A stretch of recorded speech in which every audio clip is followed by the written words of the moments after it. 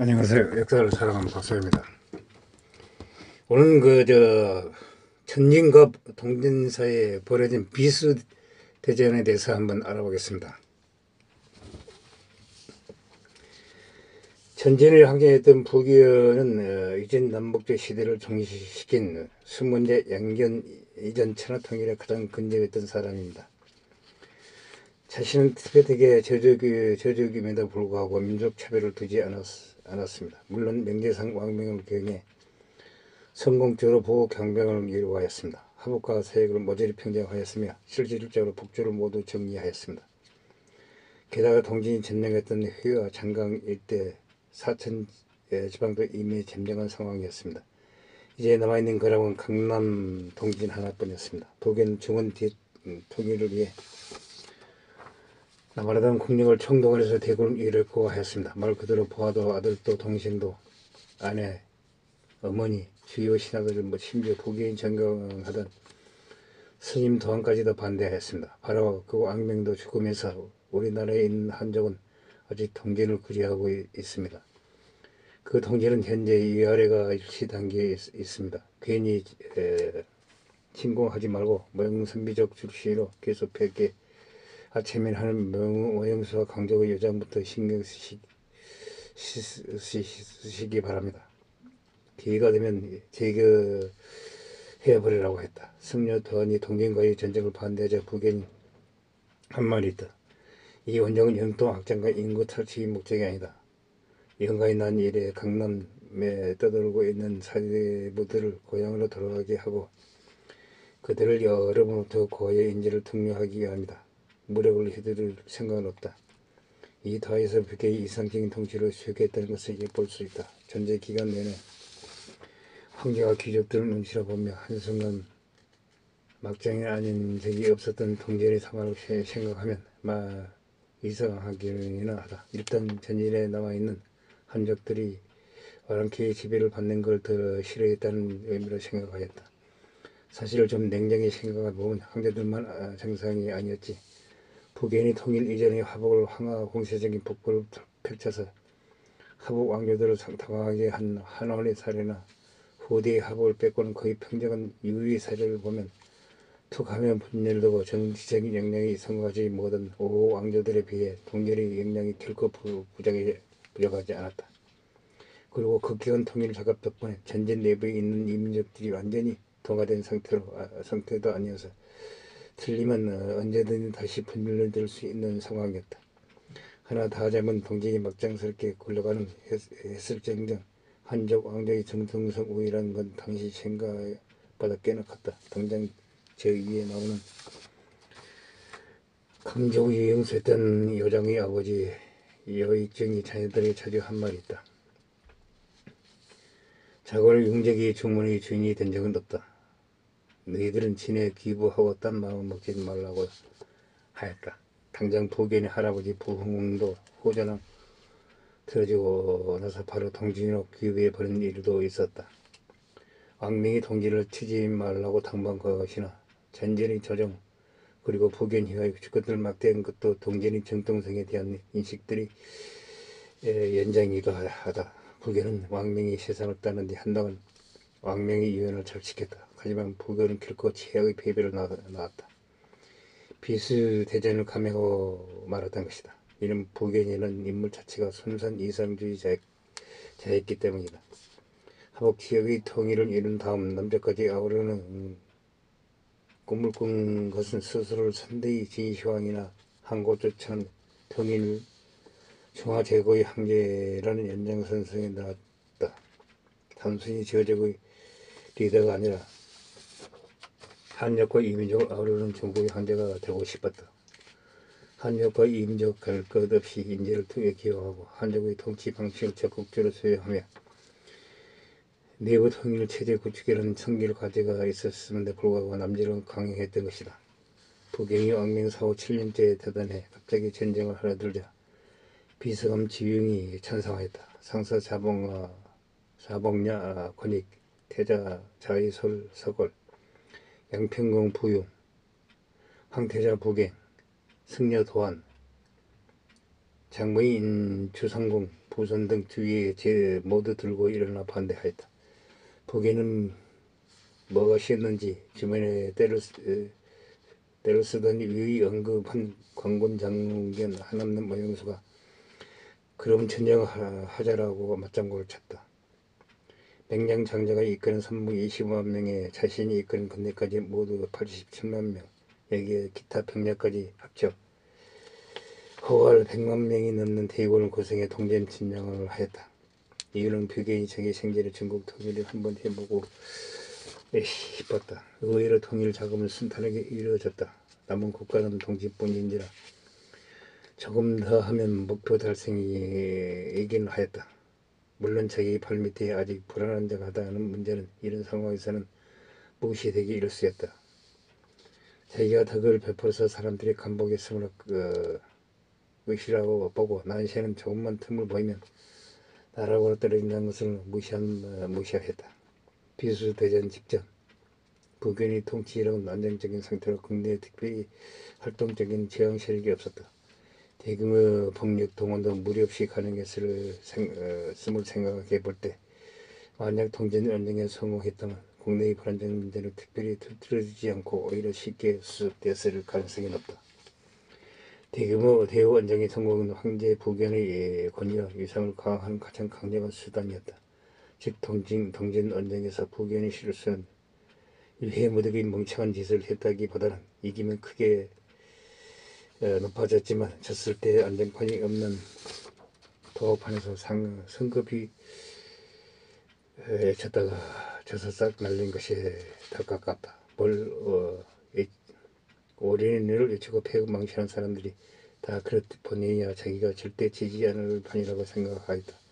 실제로 북견이 전사한 후에도 일족이 계속 북견의 이지를 받들어 저항했으며 나중에 배워가는 모형사나 요장 같은 애들도 양심이 찔렸는지 패준 후에도 즉시 북견의 뒤통수를 치지는 않았다.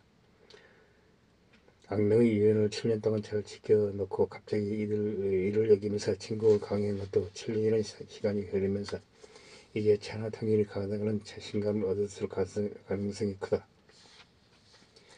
전쟁을 결정하고 나서 북의 본진은 수천 쪽으로 진격하였다. 모형사는 한수를 타고 형주 쪽으로 진격하였으며 여장은 장군을 타고 형주를 공격하였다. 이것은 동진 수도 건강이 있는 강동과 동진이 중심했던 행주 일대 중 하나라고 들리면 그래도 동진을 멸망시킬 수 있는 포진이었다. 당상 비수대전이 일어나기 전 100년 전 오나라 멸망전 당시에도 이렇게 오나라가 공신을 견디지 못하고 망했다. 200년 후 남진이 이렇게 망하였으며 동진이 당대 최고의 위기를 상황을 맞았던 것이다. 북인이 직접 공격한 수춘성은 함락되고 평양장군은 서원희 등이 사로잡혔다. 수양성을 구하러 온 수춘성을 구하러 온 동진의 그 호비는 회수 서쪽으로 몰라 협석을 지켰지만 이내 포위당의 전진군은 승승장구하였다. 한편 북쪽에서 북견이 낙하급으로 인해 전술을 시전하니 동진에서도 맡긴 하였다.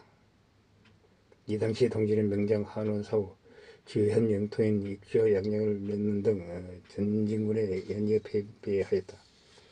내부적으로는 판멸을 다툼으로 정세가 어려워진 상황이었다.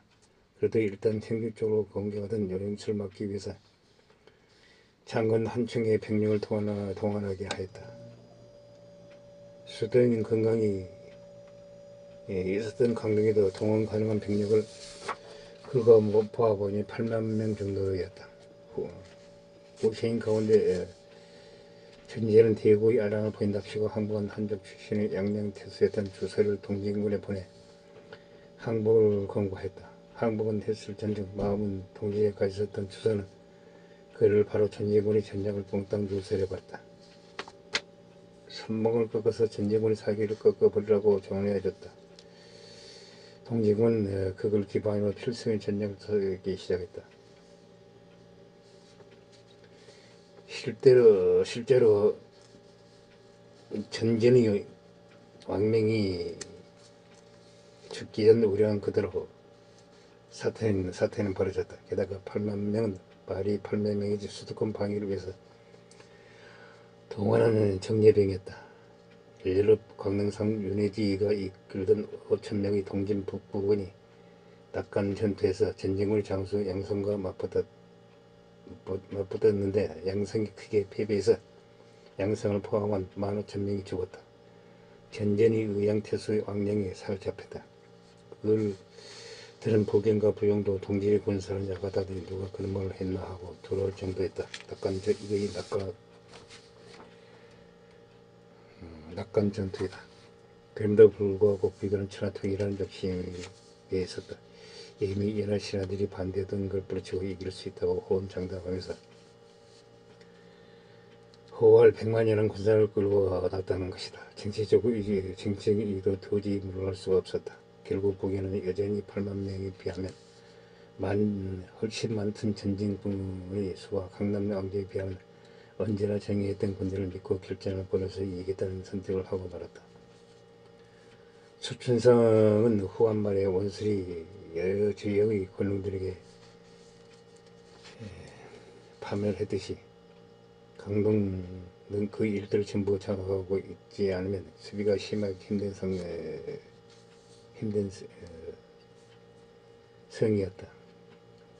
북인이 직접 수천선 밖에 나와서 비수를 사이에 두고 양군이 최종 결전을 준비하고 있을 때였다.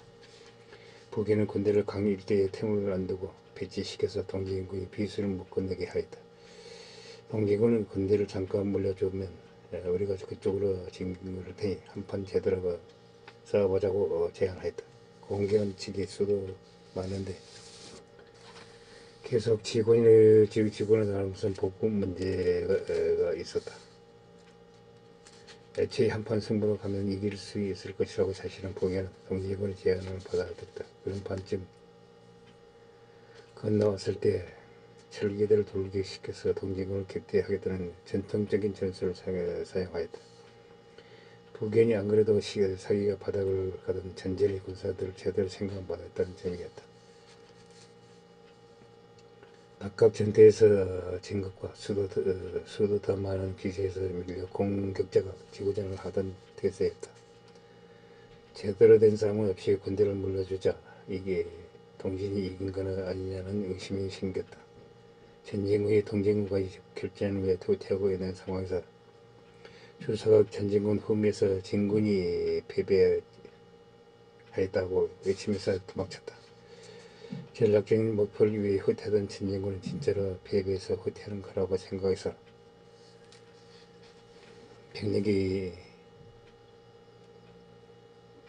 세웠다 하면 북인이나 다른 사람들이 어떻게든 통제할 수 있었겠죠. 북인은 너무 많은 병력을 데리고 전장에 나왔다.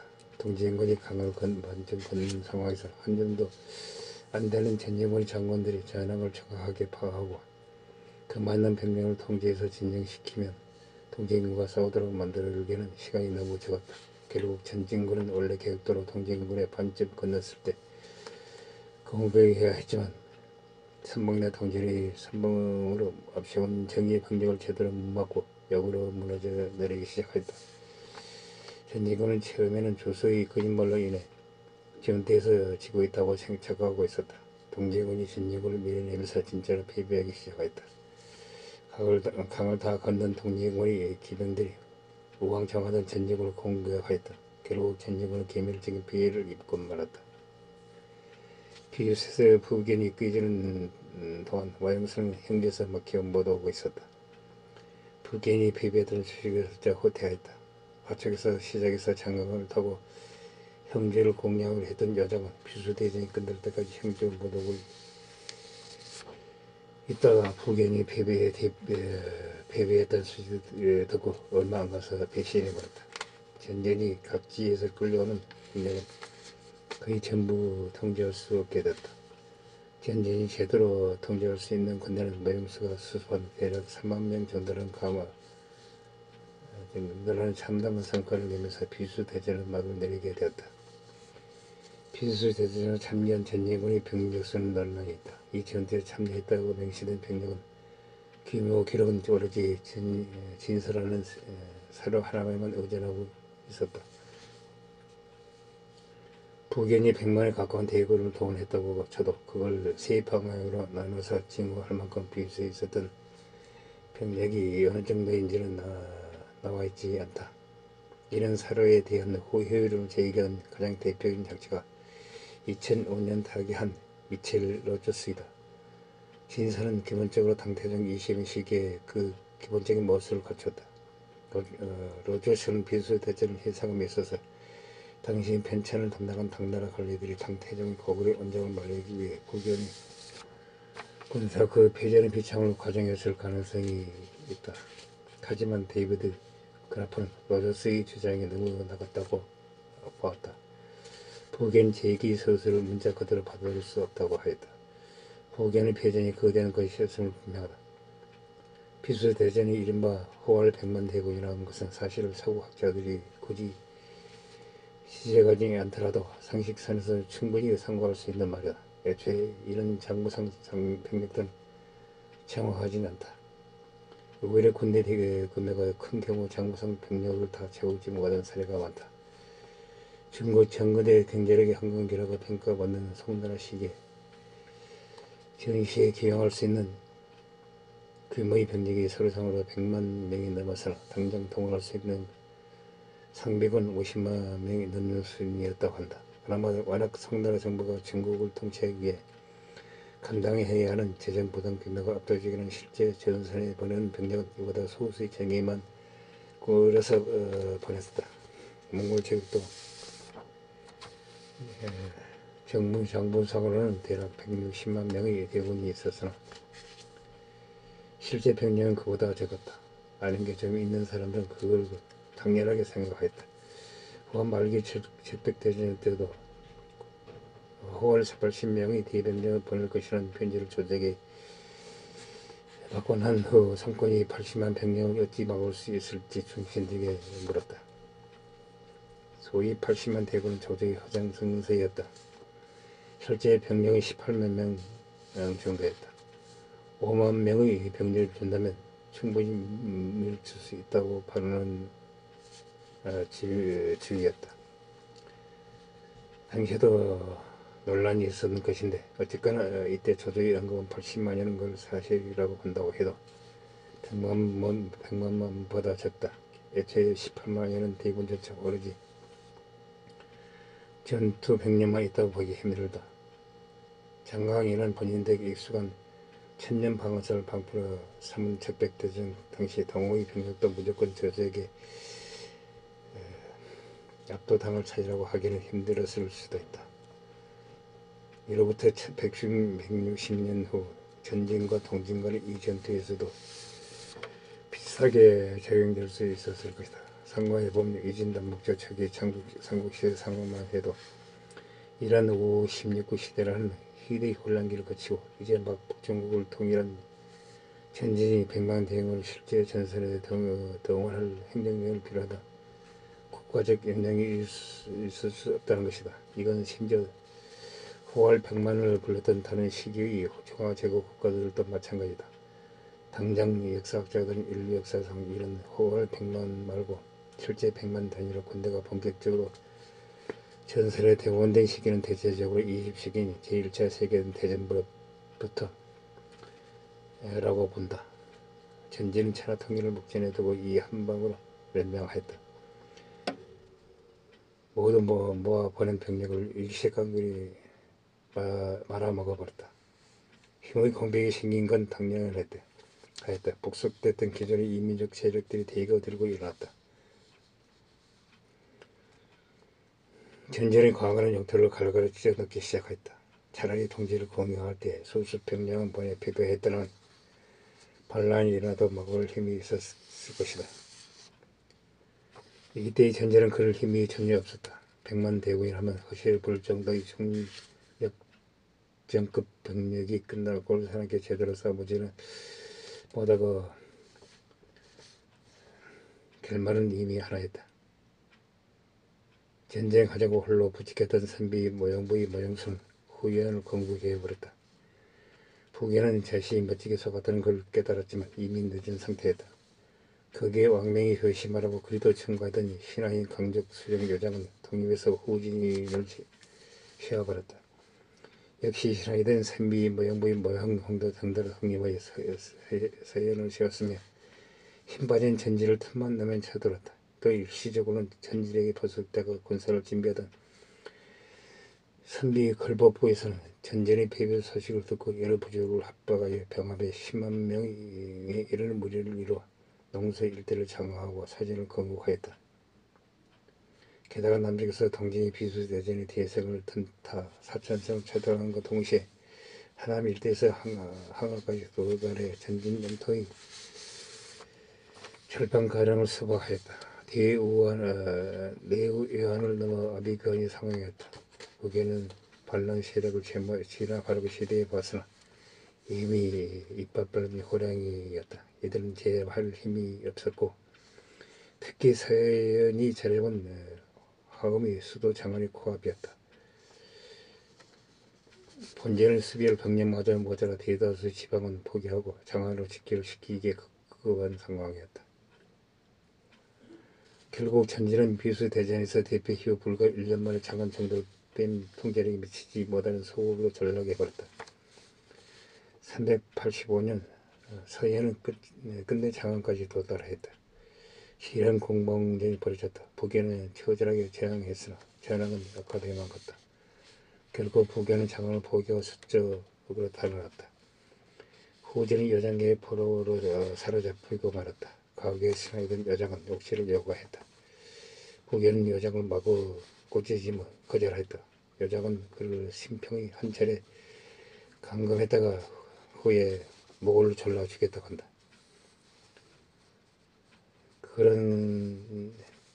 그리고 장렬천왕이라는 시호를 내렸다는데 우스운 일이다. 뭐가 찬양과 비하를 섞은 말이다. 북인의 필전은 대부분 도망갔지만 그나마 북인 서자인 부비가 뒤를 이어 전쟁은 겨우 버텨나갔다. 그러나 그도 1년 만에 후진에게 패배하고 죽었다. 일종의 부동의 아들 부승이 뒤를 이어주게 했지만 394년 부승이 걸법부의 서진군에게 잡혀 죽었다. 전쟁은 이에 멸망하였다. 동전을 재상했던 사는 승정무가 오늘 무렵 100만 대군을 맞아 벌어야 하는 조정과 병들을 안심시키려고 친천막 안에서 바둑을 뒀다고 한다. 열정 허무자 사마여가 보낸 사신이 전황은 어떤지 물었다. 역시 바둑이나 한번 두자며 사신은 바둑판에 앉았다. 한참 바둑을 두고 있다가 승전부가 도착하자 눈으로 한번 훑어보고 조정이 한쪽으로 바둑을 치고는 다시 사신이 보고서에 뭐라고 써있나 하고 물었다. 담담하게 우리 동진군이 적은 숫자로 100만 대군을 물렸다고 말을 했다. 이선 비수대전에 대해서 알아봤습니다. 선비적 출신이 양견이 수난을 세고 그 아들 양제가 130만 대군을 이끌고 고고를 쳤습니다. 이게 설수대첩입니다. 양견이 본토를 지킬 병력을 남겨놓고 고고를 쳤다면 모르지만 설수대첩에서 한 방에 지고 나서 양형감이 반란을 일으켰습니다. 결국 100만 대군도 무용지물이 돼가지고 결국 수나라가 망하고 결국 양견도 목졸라 죽였습니다. 이것은 비수대전하고 비슷합니다. 북연이 100만 대군을 동원해야 동진을 쳤으나 비수대전에서 깨져버렸습니다. 그리고 본토를 지킬 만한 병력도 없는 상황에서 반란이 일어났으니 북연의 패배나 수양대의 패배나 거의 비슷하다고 생각합니다. 이상 비수대전에 대해서 이야기를 마치고자 합니다. 항시 부족합니다. 양해 부탁드립니다. 감사합니다.